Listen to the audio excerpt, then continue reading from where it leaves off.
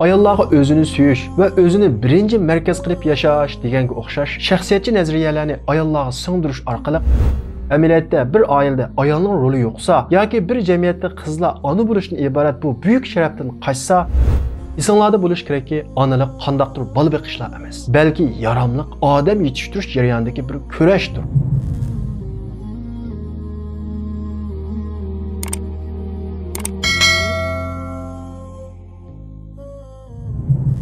Bir jamiyatning uli asosi oila. Oilaning uli va asosi bo'lsa ana. Shunga bir jamiyatni yiqmoqchi, vayron qilmoqchi bo'lganlar eng avval ishni oiladan boshlaydi. Oilani vayron qilish, oilani yiqish uchun shu oiladagi ayoldan, ya'ni onadan boshlaydi. Masalan, ayollarga o'zini suyish va o'zini birinchi markaz qilib yashash deganga o'xshash shaxsiyatchi nazariyalarni ayollarga singdirish orqali qizlarni ona bo'lishni, ya'ni oila ayoli bo'lishni yuk, o'zini behuda isrof qilganlik deb qaraydigan shaxsiyatchilikka undaydi. Yana bir tarafda bir bo'lik kishilar oiladagi ayolning rolini yo'qotishga tirishadi. Ya'ni ayol kishini faqat bola boqish bilan cheklab qo'yadi. O'g'inish va o'zini taraqqiy qildirishiga ahamiyat bermaydi, ularga yordam bermaydi, qo'llamaydi. Amaliyotda bir oilada ayolning roli yo'qsa yoki bir jamiyatda qizlar ona bo'lishdan iborat bu buyuk sharafdan qochsa, oilasi uchun fidokorlik ko'rsatishni, o'zini isrof qilganlik, o'zini so'ymaganlik, behuda o'zini ufratganlik deb qaraydigan holat kelsa, u millat iqtisodiy jihatda qanchalik kuchlanib ketsin, halokatga qarab bo'ladi. Chunki tarixda natija yaratgan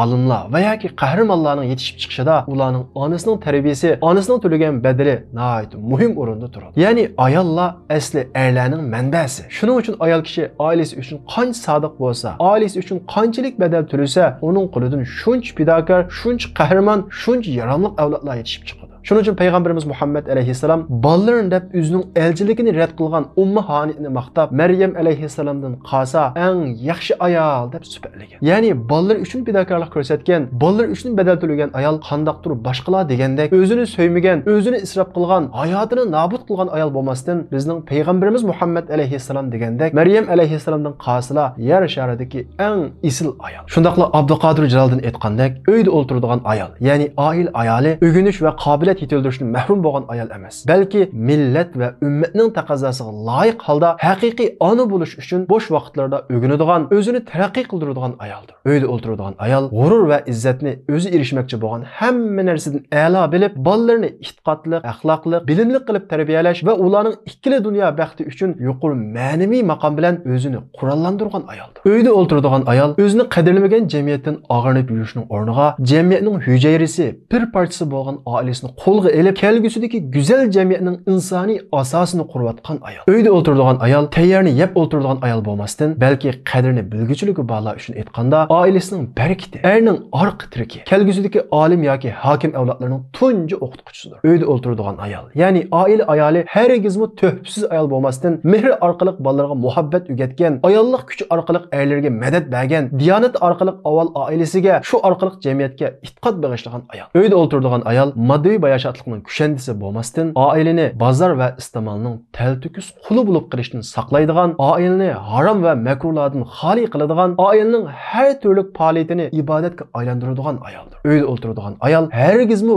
romantik turmushni unutib ketgan ayol bo'lmasdan, balki oila a'zolarini dasturxon atrofiga yig'ib, oilani jalbkor qiladigan so'ygu san'atkori va vafo qahramonidir. Uyda o'tiradigan ayol qandoqdir oddiy bir uyning sohibxoni bo'lmasdan, balki bu dunyodagi halovatning barpochisidir. U oilasini kichik bir jannatga aylantirish orqali ma'naviy kuch, aqida hosil qilib, haqiqiy jannatga ko'rik yasaydi. Chunki oila bolalarning tunji maktabi. Bu maktabda bolalar ko'proq onasi bilan uchrashadi, onasi bilan birga bo'ladi. Ko'p narsalarni onasidan o'rganadi va yaxshi ulgulik onalar o'zlaridek yaxshi va ulgulik bolalarni yetishtirib chiqalaydi. Bolalar keyin boshqa maktablarga borgan taqdirdami, oilada qabul qilganiga zid keladigan har xil fikrlarni qisman qabul qilgan taqdirdami, uning oilasida dastlab qabul qilgan aqidasi va fikri eng kuchli bo'ladi. Uningga zid keladigan fikrlar uni ozdirib ketolmaydi. Chunki uning dastlabki qalbi xuddi op-oq qog'ozga o'xshash sop bo'ladi. Shunga payg'ambar alayhissalom ota-onaning mas'uliyatini bayon qilib, er o'z ahliga mas'uldir, ayol uy ichiga, ya'ni bolalarga mas'uldir deydi. Ba'zi ayollardan mening hayotim shu bola boqish bilan o'tib ketdi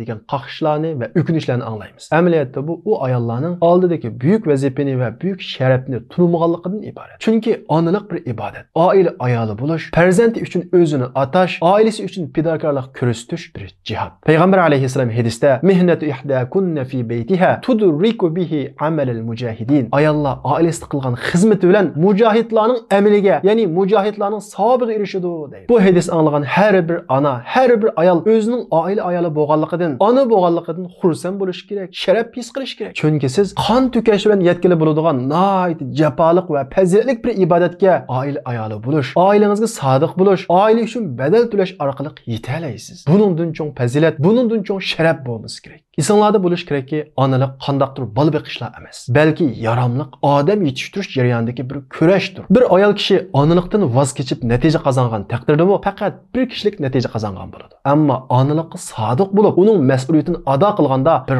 qancha kishilik natija qozongan bo'ladi. Chunki hech kim o'zining natijasini onasining badalidan ayirib qaray olmaydi. Payg'ambar alayhissalomning hadisda qandaq bir odam bir yaxshilikqa, bir natijaga, bir muvaffaqiyatga vasita bo'lsa, u vasita bo'lg'uchiga, u natija qozongan odamga o'xshash bo'ladi deydi. Shuning uchun deymanki, oilasi uchun, farzandlari uchun badal to'layotgan ayollar. Sizlar hargizmi oila dushmanlari aytgandek turmidagi ayol emassizlar. Sizlar payg'ambarimiz Muhammad alayhissalom Maryam alayhissalomdan qosili eng yaxshi ayol deb maqtagan, jamiyatga tuhfa qo'shayotgan, yaramliq avlod tarbiyalash uchun kurash qilayotgan mujahidasizlar. O'zinglarning onaliqidan va oila ayoli bo'lganliklaringizdan faxrlaninglar.